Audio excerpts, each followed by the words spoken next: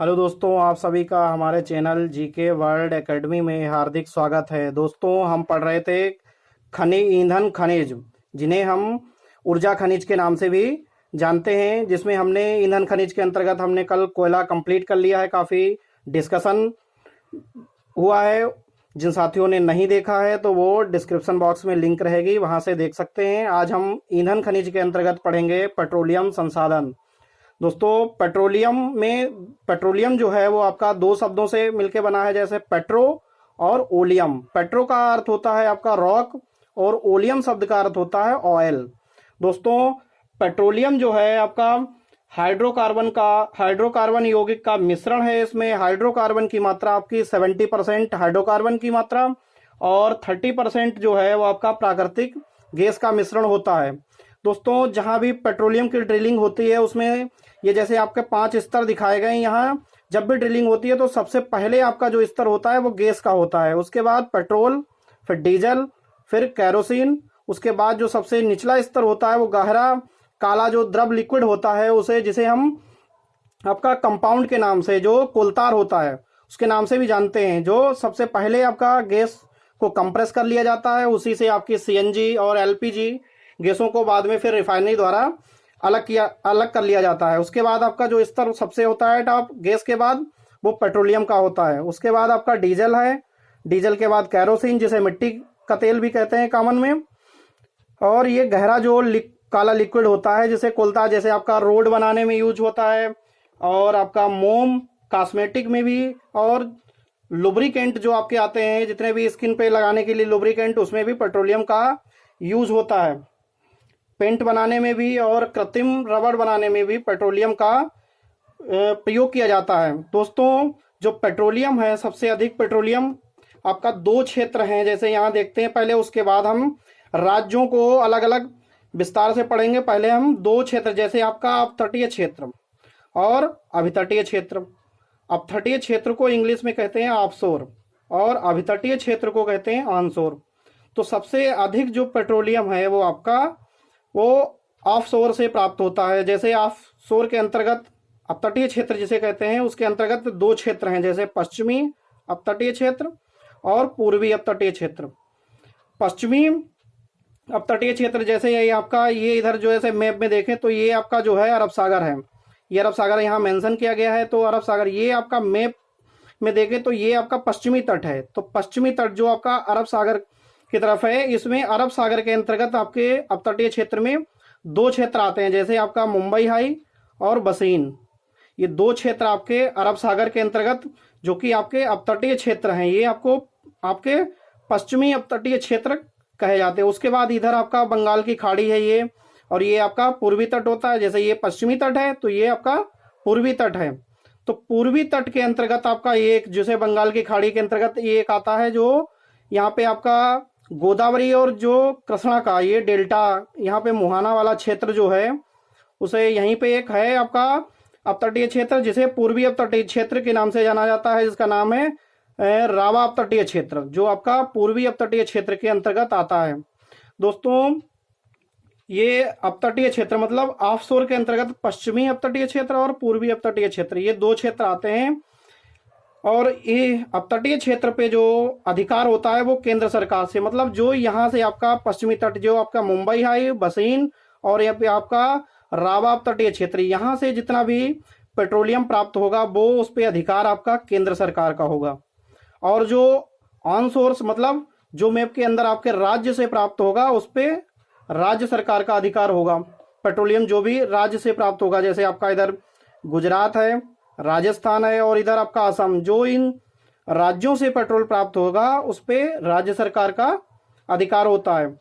तो दोस्तों, अब हम पढ़ेंगे एक एक राज्य के कहाँ कहाँ से हमें पेट्रोलियम प्राप्त होता है। जैसे आपका इधर ये आपका राजस्थान वाला क्षेत्र है, तो राजस्थान में ये आपकी बेसिन दिखाई गई, 4 बेसिन के नाम है, जैसे आपका जैसलमेर बेसिन है।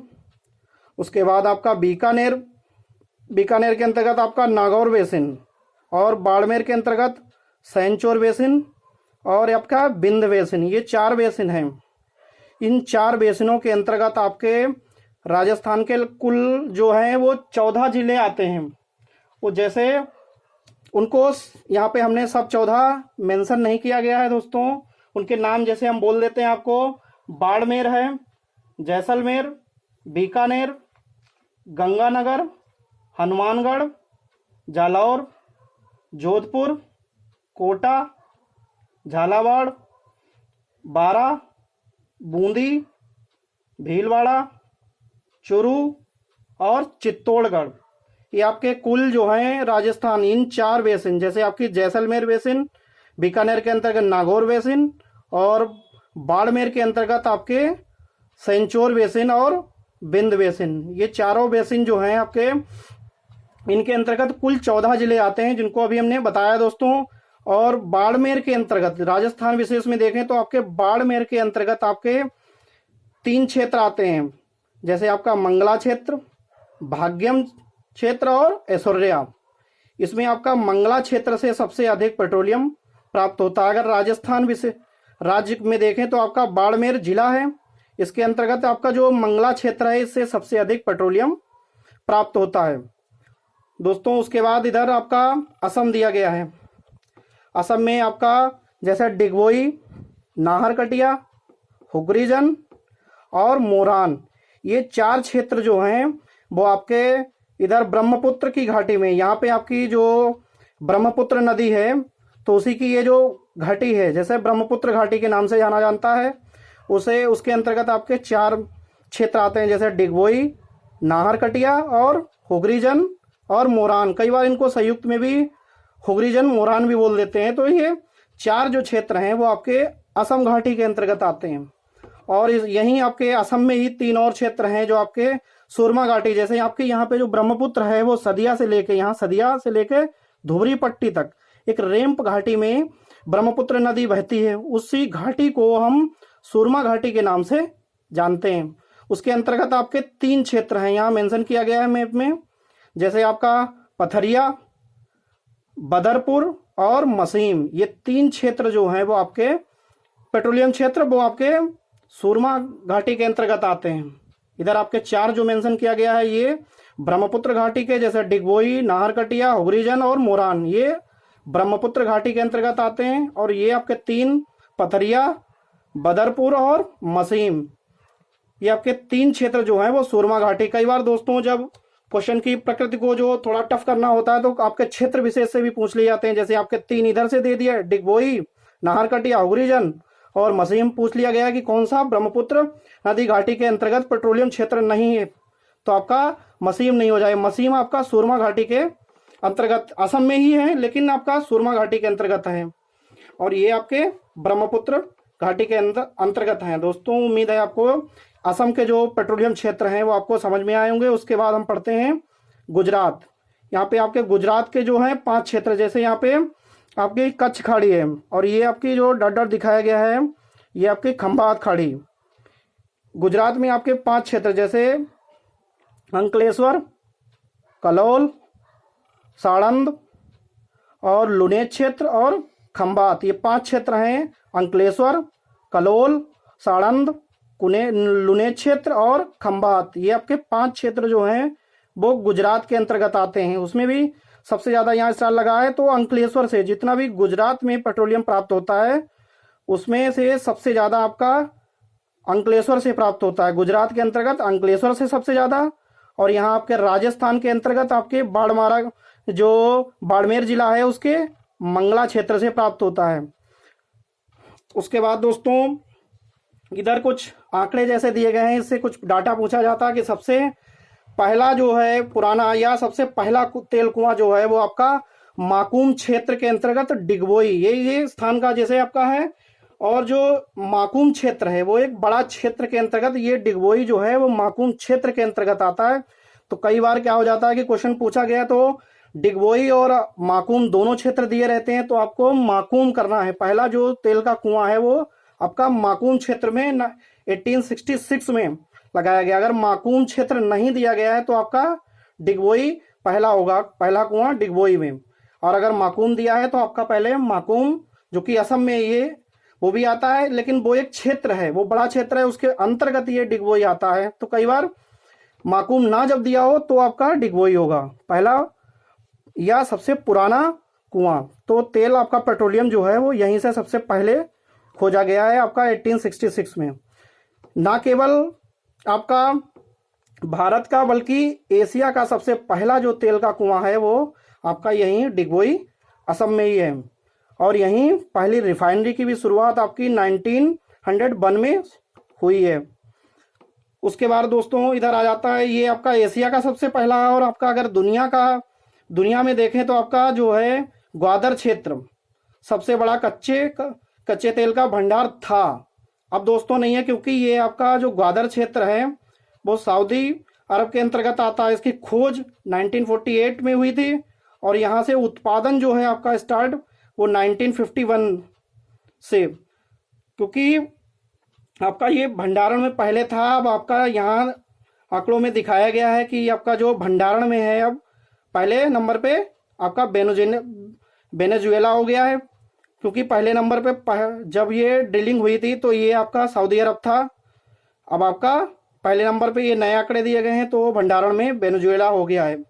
दोस्तों एक और इम्पॉर्टेंट फैक्ट है यहाँ पे, जो आपका जैसे यहाँ एशिया का पहला जो है या कुआं जो है वो आपका डिगबोई असम में माकुम क्षेत्र में है जो कि, और यहाँ अगर दुनिया की बात करें कि दुनिया में पहला कुआं तो आपका 1859 में पेंसिल्वेनिया में यूएसए, जो कि ये क्षेत्र आपका यूएसए मतलब संयुक्त राज्य अमेरिका के अंतर्गत आता है।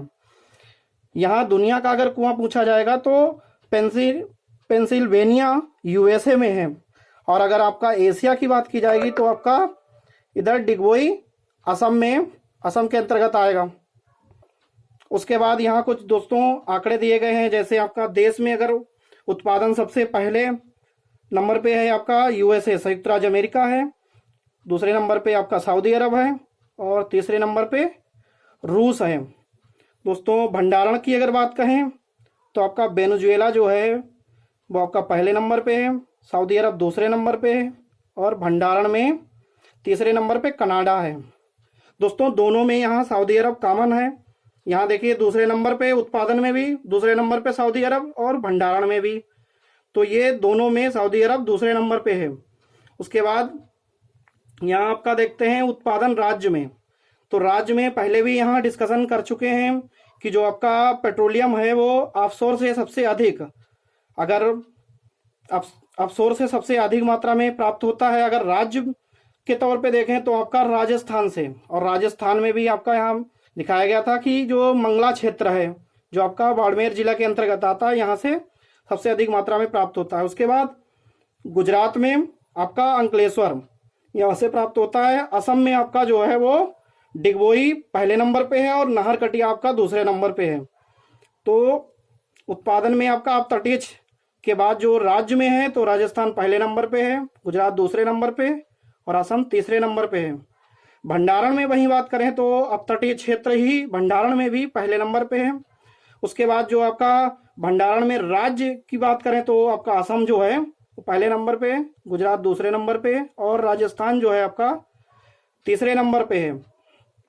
दोस्तों उम्मीद है पेट्रोलियम भी आपको अच्छे से समझ में आया होगा। दोस्तों ज़्यादा से ज़्यादा चैनल को सब्सक्राइब करें और दोस्तों को शेयर करें ताकि ऐसे कंटेंट और भी दोस्तों को मिल सके, इसका आनंद लें वो।